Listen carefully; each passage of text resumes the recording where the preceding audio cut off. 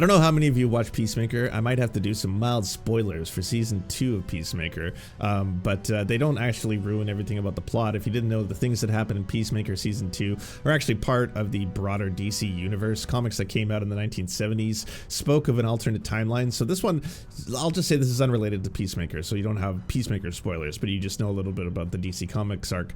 There is, again, like there's multiverses in Marvel, there's alternative universes or timelines in the DC universe. And one of them is called Earth X. And if you didn't know, Earth X, much like a lot of other fiction novels and writing, is related to the idea of what if the Nazis had won the war? What if there was actual white supremacy, full-blown fascism, and it's taken over the entire planet kind of idea? That's the story behind it. It's the same thing you'll find in Man in the High Castle, the novel, and also the TV series that took place afterwards, or some of the Wolfenstein games, the more modern ones that take place in the United States, and it's in a timeline of what if the United States was actually governed and controlled by Nazism, as if the Nazis had won the war and then taken over the US, all that kind of idea. And in the modern series, we got this new Peacemaker season 2, once again heralded by one James Gunn. And if you know, James Gunn has been in a bit of controversy since the release of Superman, because when the new Superman movie came out, a lot of people were pointing out that there seems to be some pretty strong, if not pretty blatant, comparisons to what was taking place in the real world here on Earth. Is I don't know if that's what you call Earth in our Earth, but I'll just say Earth. So in the real world, the genocide of Palestinians by Israel, a lot of people were pointing out, myself included, that there seemed to be some very strong comparisons to what was taking place between two fictional countries in the brand new James Gunn Superman, and it went beyond simply, you know, you could interpret it one way or another, to the point where I was like, wow, this seems to be actually an act of quite brazen bravery on the behalf of a director who has so much plausible deniability here, because James Gunn can make a movie like this, put it out there, and if anyone starts to say, in which a lot of, by the way, big Israeli accounts started posting about how upset they were at this new Superman being, you know, anti-Israel, you can always just point out to the fact that, like, well, I mean, what are you trying to say? Are you trying to say that, like, this horrifying dictator who has direct support, material support from the US government, including very powerful tech billionaires, not Elon Musk, but let's just say we'll call him the Lex Luthor or something like that, are directly funding what is going on there or promoting what is going on there, and that they're actually getting weapons from the United States, and that this key ally to the United States is actually committing these atrocities on a very underpowered force of, you know, people who are actually the indigenous people to that area as they are being colonized, and in exchange for the colonization there are deals being brokered between the United States and, again, these oppressive forces, and that eventually, like, the more I talk about it, the more I say it out loud, it's kind of like, wait, are you talking about Israel and Palestine? No. These are fictional countries in a fictional universe. It's not real. Don't worry. Don't get upset. Everyone, time out. It's comic books. It's a comic book movie. It's silly. I know you won't kill me! You are too delicate and weak, like Superman! I'm not like Superman. But part of that is what actually, for the first time in years, made me want to go see a superhero movie in theaters, because I was like, wait, what? And then, like, I never would have gone to see Superman had it not been for all of that kind of, it's actually a lot more political than you think. And ultimately, you know, the message of the film, it's a very James Gunn message, right? It's like, you know, kindness is punk rock. That ultimately Superman being, yes, an illegal alien, not a human, ultimately is being persecuted by, in many ways, a fascistic entity, whether that be a fascistic government on one side of the planet that wants to destroy him, or you could say that just the billionaire tech bros that have kind of taken over Earth and control so much of what takes place in the modern era. Not on Earth, by the way. This is in DC Earth, but I'm just saying that, you know, these billionaire tech bros who effectively want to become the new gods and lords and masters of the planet are really upset that their own power is being questioned or challenged by an outsider. And what happens when that outsider, his fundamental belief is not wanting more power or not wanting to control people the same way that these billionaires and tech overlords want to, that they want to help everybody. Everyone, not just humans, like even squirrels. A lot of people got upset by that. Like, hey, look, Superman is saving a squirrel in the scene. And that was so core to the part of what James Gunn wanted to show people that he kept that in despite the fact that test audiences didn't like it either. They're like, oh, he shouldn't waste time saving squirrels. Save people. And it's like, he's saving everyone. He's saving everything. That's just like the core of who Superman is. And if you know the history of Superman and what the comics were, which effectively were again created by an American and a Canadian. The artist was Canadian. The creator was American. And they were both Jewish, and they were both using it as a power fantasy to explore the idea of someone collectively having the ability to take down things like fascism, Nazism, and how would you relate that to the modern age or the modern era? And then it would be a very, very incredible thing if you had actually had the bravery to compare it to modern day fascism. Now, this TV show, Peacemaker, which is also being, you know, basically the showrunner is James Gunn. He's also the writer and director of a lot of the episodes. Started to get a lot of controversy recently because the newer episodes of Peacemaker, and here's where maybe some spoilers will come in, starts to speak about this alternative timeline. Earth X, and Earth X, of course, being an alternative timeline where the Nazis have won the war, where, you know, white supremacy and fascism is taking over. But how do you relate that to America? And how do you relate that to the current day modern America, and an America that is now currently showing itself to have a lot of fascism? You'd be shocked to learn that right-wingers are really, really upset with it. And in the same way they were upset with The Boys, right? But this one is really pissing them off because, after all, this is something, I guess, that they're cherishing, and they wanted to really love the new DC universe as it's taking over. And DC fans, by the way, they're not a monolith, okay? There are DC fans who are Republicans, there are DC fans who are Democrats, there are DC fans who are conservatives, liberals, lefties, communists, socialists, all the way over to, yeah, fascists. Some really angry, very insecure men are upset about the fact that, yeah, there are parallels between the modern day America, the rise of fascism, bigotry, and white supremacy, and what he's trying to display in a fictional comic book series, not on Earth, but in that world. So much so that if you don't know about this, the intro to the show Peacemaker has a dance that all the cast do. And in that dance, they put in some hints. Some might say not so subtle, some might say quite subtle, depends on what your interpretation is, but those hints, or at least those clues that are put into the opening sequence of the dance, in fact are representative of swastikas.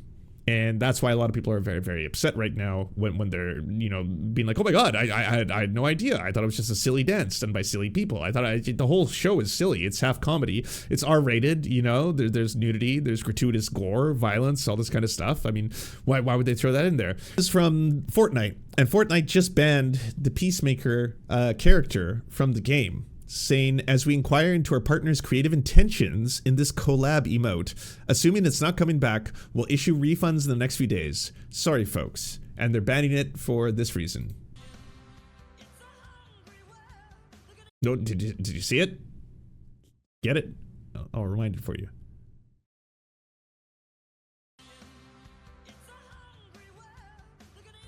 Yeah. There it is. Season 2 of Peacemaker has what I would say no longer subtle messaging as to what exactly they're trying to achieve and speak about.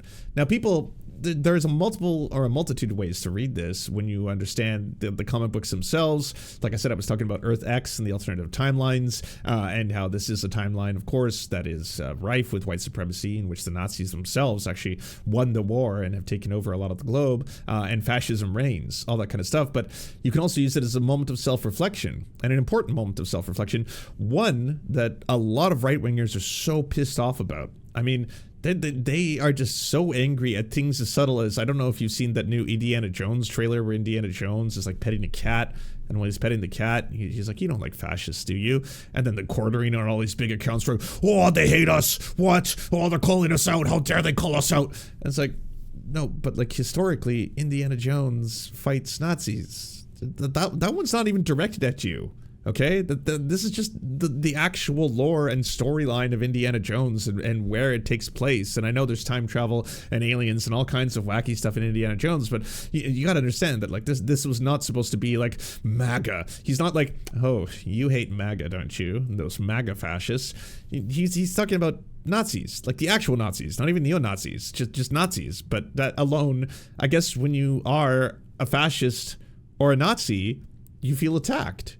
as they did, and they got real mad. So much so that, like, the gaming company, I think it's Bethesda, they took down the trailer because they were just like, oh, this is not appropriate. Especially not after the shooting of Charlie Kirk, for you to be pushing out that violent rhetoric. And this is why I gotta say that, like, this stuff is really dangerous, right? The idea that not only do we have to completely do revisionist history as to who Charlie Kirk was, what he stood for, what he advocated for, which was, yes, a lot of white supremacist beliefs, a lot of racism, a lot of homophobia, a lot of transphobia. You're not allowed to talk about that. And now the right have gone so far right, so fascistic, in fact, in their own beliefs, that they are seeing themselves in representations of Nazism or fascism, and they're getting mad when people who are calling it out aren't calling out them specifically. Like, The Boys was way more blatant in how it was trying to associate the modern day Republicans and MAGA movement with fascism. Way more blatant.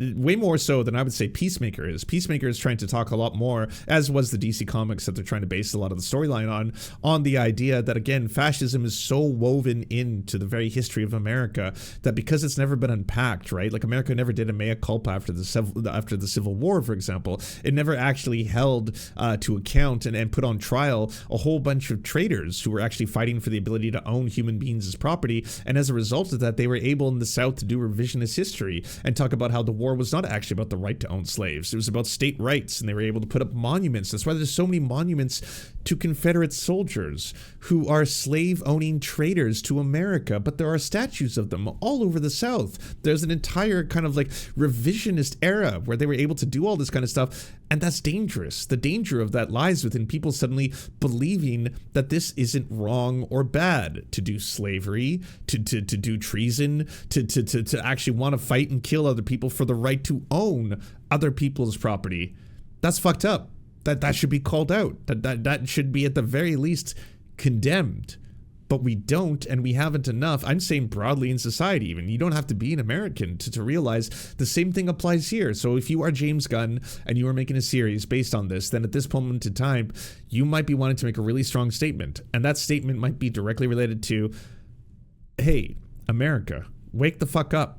You should be realizing this. This is not simply a few isolated cases, a few bad apples. There is white supremacy woven into the very fabric of our society. And in another world, another timeline, there might have been one in which the Nazis won the war. And would it be that strikingly different from the world in which we find ourselves today, where there's a current rise of fascism and the Nazis didn't even have to win? James Gunn denies Superman reflects Israel and Palestine, says the script finished before the genocide began. The film centers on fictional nations, Barovia and Jarhampur, whose territorial dispute and population displacement has been widely viewed by audiences as resembling real-world events. Barovia is portrayed as a militaristic state with U.S. support, attempting to seize Jarhampur's land. Many viewers saw the narrative as a direct allegory, particularly in scenes where Superman and the Justice Gang resist Barovia's aggression. In an interview with Variety, Gunn rejected the interpretation. Absolutely 100% of that movie was written and done before anything ever happened between Israel and Palestine, and everyone continues to refuse to believe that that's not what it's about. It's not, it just isn't. And I'm not here to cancel James Gunn, namely because I don't have that power. I do not have the cancel power yet. I mean, once I do, I'll have to wield it very carefully, but as of right now, I still don't have that superpower, so I'm waiting on that one. But I will say, you wrote the script, what, in like the 1920s, maybe even before. Like, what are you suggesting here? Because this conflict, this territorial, if you want to call it dispute, but I will say land grab, you know, this colonization process, which is Zionism, has been going on for an extremely long time. An extremely long time. He wrote it in 4000 BCE. Oh, okay. Well, then, yeah, then he's absolved. All right. He's absolved here.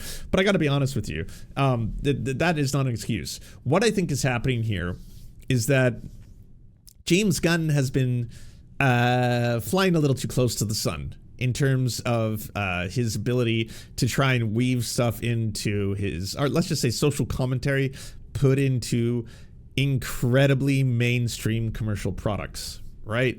Like, you can only really, and this is not me coping, by the way, I will fully accept that this is the author of the film blatantly telling everybody, hey, that's not my intent, leave me alone. All right. So yes, absolutely. But you can also separate art from the author. And then sometimes people's work, without intent, can take on greater meaning than their own. So no, dare I say, I will not be taking away the comparisons in the modern Superman film. In fact, they've only grown stronger and more powerful with time. And now I want a Superman to come to this planet and save us from ourselves, because we are going down a dangerous and dark path right now. Within like the peaks, the zenith of commercial products, like if you're working for Warner Brothers or Disney or any of these giant corporations, whether it be them or Netflix, you have some leeway to be able to, yes, try and weave important social commentary into your art up until a point. And that point is when the public backlash or realization becomes a little too strong. And then you got to take a couple steps back and just assure everybody, especially investors, they got to be assured that you aren't being everything that everyone is saying that you're being, or you're not doing what everyone is saying that you're doing, which is what I think a lot of people here are very, very scared of. And it's just basically like, by the way, you just did this Peacemaker thing where you kind of, talking about modern day fascism in America. That's not about MAGA, right? No. This is an alternative timeline.